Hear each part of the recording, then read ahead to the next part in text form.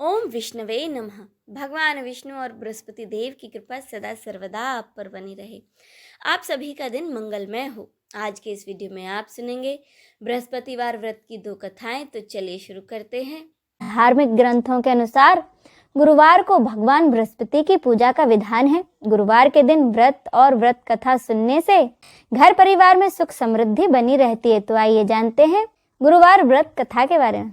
कथा के अनुसार प्राचीन काल की बात है। किसी राज्य में एक बड़ा ही प्रतापी और दानी राजा राज करता था।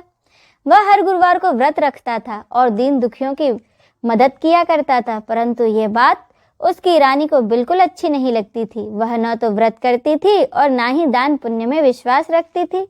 इतना ही नहीं, वह राजा को भी ऐसा करने से मना करती थी। एक समय की बात है कि राजा शिकार खेलने के लिए वन गए। घर पर रानी और उसकी दासी थी। उसी समय गुरु बृहस्पति देव साधु का रूप धारण कर राजा के दरवाजे पर भिक्षा मांगने आए। साधु ने जब रानी से भिक्षा मांगी तो वह कहने लगी, हे साधु महाराज, मैं तो इस दान और पुण्य से तंग आ गई हूँ। आप कोई ऐसा उपाय बताएं जिससे कि मेरा सारा धन नष्ट हो जाए और मैं आराम से रह सकूं। इतना सुनकर बृहस्पति देव ने कहा कि हे देवी, तुम तो बड़ी विचित्र हो। संतान और धन से भला कोई दुखी होता है? अगर अधिक धन है तो इसे शुभ कार्यों में लगाओ। कुंवारी कन्याओं का विवाह कराओ, विद्यालय और बाग बगीचे का निर्माण कराओ, जिससे तुम्हारे दोनों लोग सुधरें। परंतु साधु की इन बातों से रानी को बिल्कुल खुशी नहीं हुई। उसने कहा कि मुझे ऐसे धन की आवश्यकता नहीं है जिसे मैं दान में दूं और जिसे संभालने में मेरा सारा समय नष्ट हो जाए। तब साधु ने कहा, अगर तुम्हारी ऐसी ही इच्छा है तो मैं जो बताता हूँ तुम वैसा ही करना। गुरुवार के दिन तुम अपने घर को गोबर से लीपना, अपने बालों को पीली मिट्टी से धोना, राजा से हजामत बनाने को कहना, भोजन में मांस मदिरा का प्रयोग करना, कपड़े धोबी के यहाँ धुलने देना। इस प्रकार 7 बृहस्पतिवार करने से तुम्हारा समस्त धन नष्ट हो जाएगा। इतना कहकर साधु के रूप में आए बृहस्पति देव वहां से अंतर्धान हो गए। साधु के कहे अनुसार रानी को केवल 3 ही बृहस्पतिवार बीते थे कि उसकी समस्त धन संपत्ति नष्ट हो गई। तब एक दिन राजा रानी से बोला कि रानी, तुम यहीं रहो, मैं दूसरे देश जाता हूँ, क्योंकि यहाँ पर सभी लोग मुझे जानते हैं, इसीलिए मैं कोई छोटा काम नहीं कर सकता। ऐसा कहकर राजा दूसरे देश चला गया। वहां वह जंगल से लकड़ी काट कर लाता और शहर में जाकर बेचता। इस तरह वह अपना जीवन व्यतीत करने लगा। इधर राजा के परदेश जाते ही रानी और दासी दुखी रहने लगी।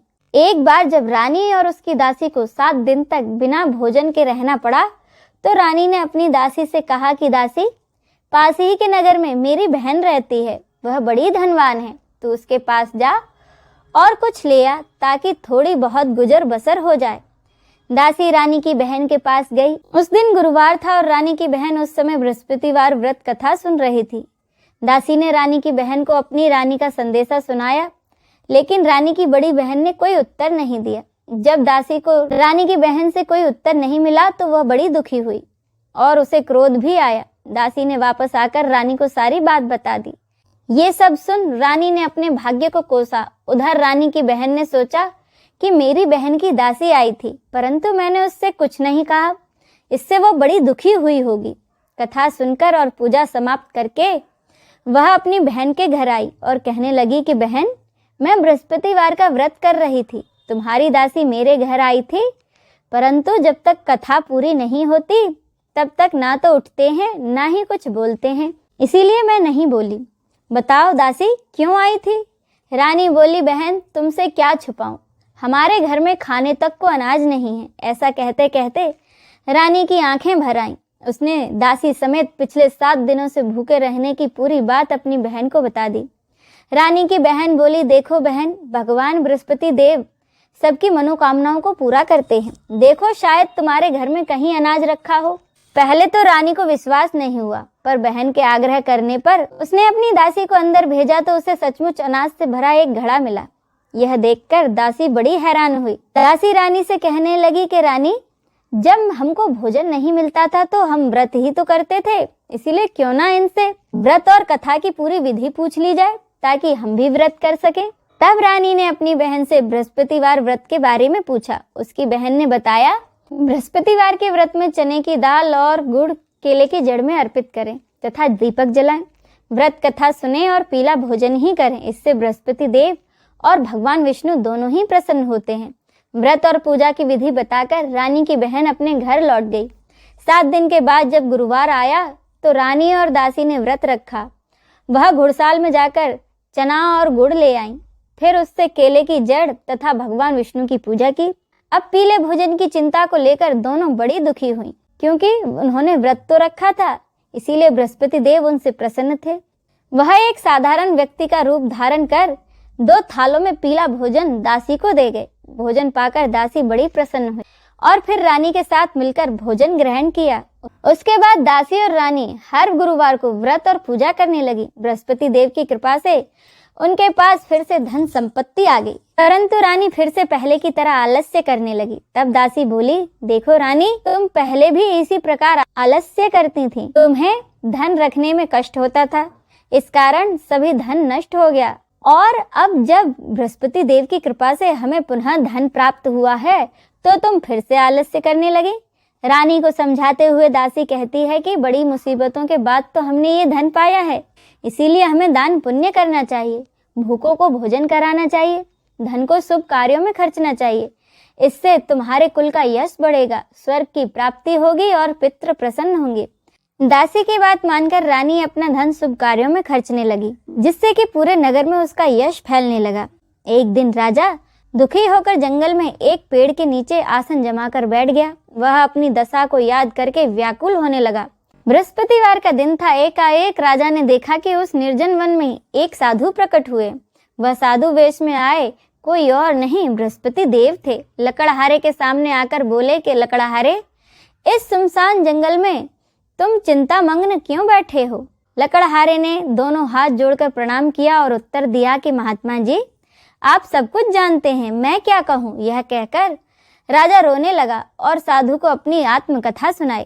साधु वेश में आए बृहस्पति देव ने कहा, तुम्हारी स्त्री ने बृहस्पति के दिन बृहस्पति भगवान का निरादर किया था, जिसके कारण रुष्ट होकर उन्होंने तुम्हारी यह दशा कर दी। अब तुम चिंता को दूर करके मेरे कहने पर चलो, तुम्हारे सब कष्ट दूर हो जाएंगे और भगवान पहले से भी अधिक तुम्हें धन संपत्ति देंगे।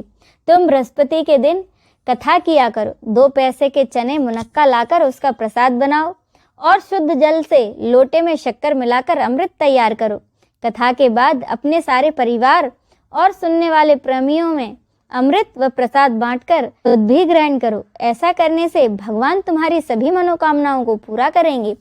साधु के ऐसे वचन सुनकर लकड़हारा बोला कि हे भगवान, मुझे लकड़ी बेचकर इतना पैसा नहीं मिलता कि जिससे मैं भोजन के उपरांत कुछ बचा सकूं।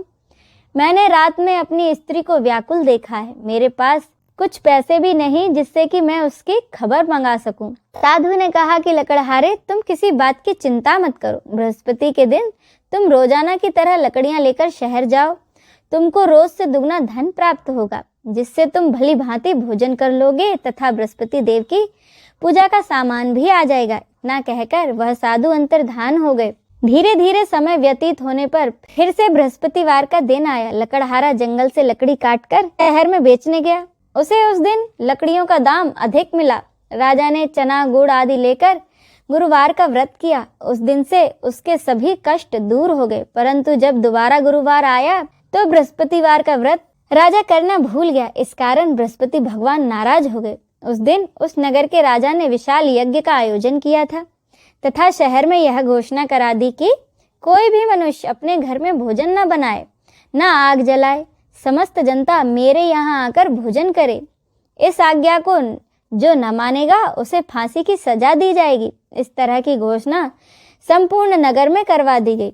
राजा की आज्ञा के अनुसार शहर के सभी लोग भोजन करने गए, लेकिन लकड़हारा कुछ देर से पहुंचा, इसीलिए राजा उसको अपने साथ अपने घर ले गए और अपने घर जाकर उसे भोजन करा रहे थे। तो रानी की दृष्टि उस खुंटी पर पड़ी जिस पर कि उसका हार लटका हुआ था, पर वह हार वहां दिखाई नहीं दिया। रानी ने निश्चय किया कि मेरा हार इसी मनुष्य ने चुरा लिया है।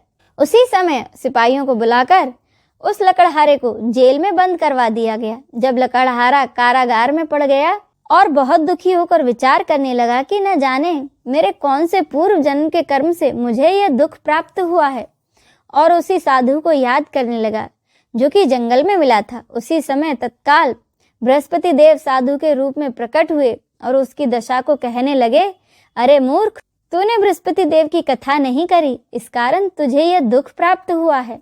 अब चिंता मत कर, बृहस्पतिवार के दिन कारागार में ही दरवाजे पर 4 पैसे पड़े मिलेंगे, उनसे तू बृहस्पति देव की पूजा करना, तेरे सभी कष्ट दूर हो जाएंगे। साधु के कहे अनुसार बृहस्पतिवार के दिन उसे 4 पैसे मिले। लकड़हारे ने कथा कही। उसी रात को बृहस्पति देव ने उस नगर के राजा को सपने में आकर कहा कि राजा, तुमने जिस आदमी को कारागार में बंद कर दिया है वह निर्दोष है, वह तो दूसरे नगर का राजा है, उसे छोड़ देना। रानी का हार उसी खुंटी पर लटका है, अगर तू ऐसा नहीं करेगा तो मैं तेरे राज्य को नष्ट कर दूंगा। इस तरह रात के सपने को देखकर राजा प्रातःकाल उठा और खुंटी पर हार देखकर लकड़हारे को बुलाकर क्षमा मांगी तथा लकड़हारे को सुयोग्य वस्त्र आभूषण देकर उसे विदा किया। बृहस्पति देव की आज्ञा अनुसार लकड़हारा अपने नगर को चल दिया।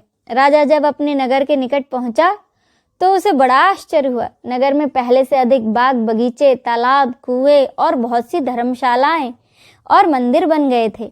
राजा ने पूछा, यह किसका बाग और धर्मशाला है? तब नगर के सब लोग कहने लगे, यह सब रानी और उसकी दासी के हैं। तो राजा को बड़ा आश्चर्य हुआ और गुस्सा भी आया।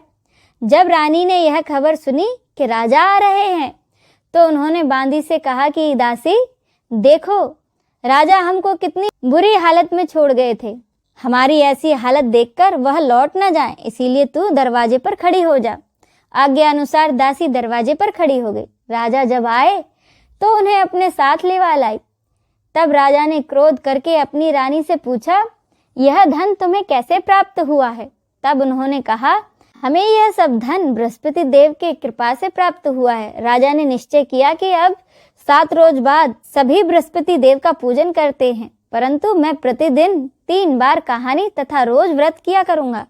अब हर समय राजा के दुपट्टे में चने की दाल बंधी रहती तथा दिन में 3 बार कहानी कहता। अब सुने दूसरी कथा। एक बहुत ही निर्धन ब्राह्मण था, उसके कोई संतान न थी। वह रोजाना पूजा पाठ किया करता था, परंतु उसकी पत्नी न तो स्नान करती और न ही किसी देवता का पूजन किया करती थी। इस कारण ब्राह्मण देवता बहुत ही दुखी रहते थे। वो रोजाना अपनी पत्नी को बहुत समझाते, लेकिन उनके समझाने का उस पर कोई असर ना होता। भगवान की कृपा से कुछ दिनों के बाद ब्राह्मण के यहाँ एक कन्या का जन्म हुआ। जब वह कन्या बड़ी होने लगी तो वह रोजाना सुबह उठकर स्नान आदि से निवृत्त हो भगवान विष्णु का जाप करने लगी और गुरुवार का व्रत भी करने लगी। पूजा पाठ समाप्त करके वह रोजाना पाठशाला जाती तो अपनी मुट्ठी में जौ भरकर ले जाती और पाठशाला के मार्ग में उन जौं को फैलाती जाती। लौटते समय वही जौ सोने के हो जाते तो वह कन्या उनको बीन कर अपने घर ले आती। एक दिन वह बालिका सूप में जौ फटक कर साफ कर रही थी, तभी उसकी माँ ने देख लिया और कहा कि बेटी, सोने के जौ को फटकने के लिए सोने का सूप भी तो होना चाहिए। दूसरे दिन गुरुवार था।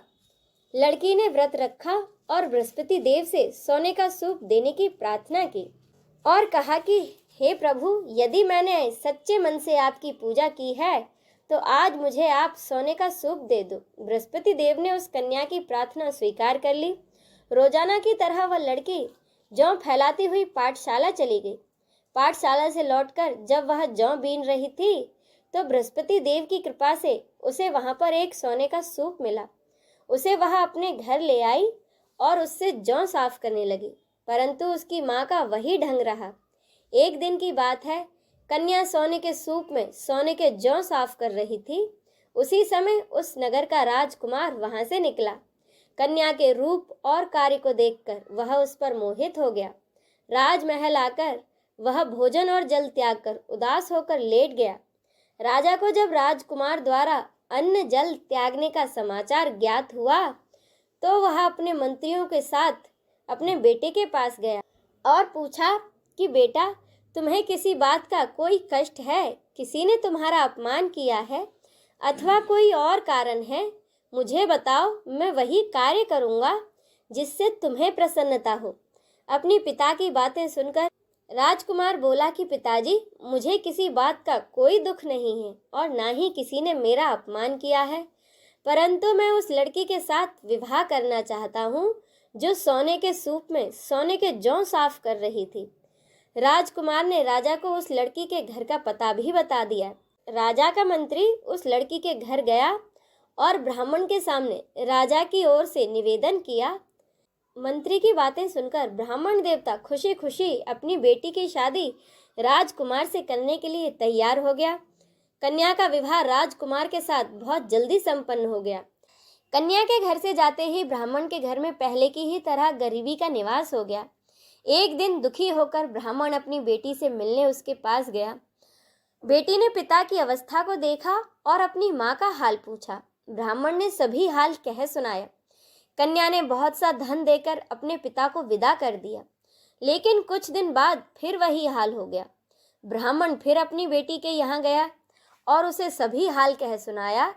बेटी बोली कि पिताजी, अब अगली बार माताजी को भी अपने साथ लेकर आना, मैं उन्हें यहाँ पूरी विधि बता दूंगी जिससे कि घर की गरीबी दूर हो जाए।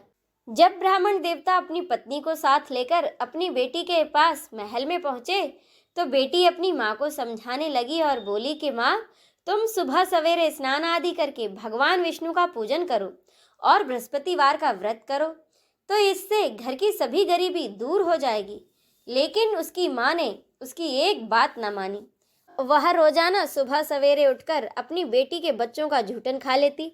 एक दिन उसकी बेटी को बहुत गुस्सा आया। उसने अपनी माँ को एक कोठरी में बंद कर दिया और सुबह उसे स्नान आदि करा के जबरदस्ती पूजा पाठ करवाया तो उसकी माँ की बुद्धि ठीक हो गई। इसके बाद वह नियम से रोजाना स्नान आदि करके पूजा पाठ करने लगी और फिर उसकी माँ प्रत्येक बृहस्पतिवार को व्रत रखने लगी। इस व्रत के प्रभाव से उसके माँ बाप बहुत ही धनवान और पुत्रवान हो गए और भगवान बृहस्पति के आशीर्वाद से इस लोक में सुख भोग कर अंत में वह स्वर्ग को प्राप्त हुए। बोलिए बृहस्पति देव की जय, भगवान विष्णु की जय, लक्ष्मी मैया की जय, नमः पार्वते पते, हर हर महादेव की जय।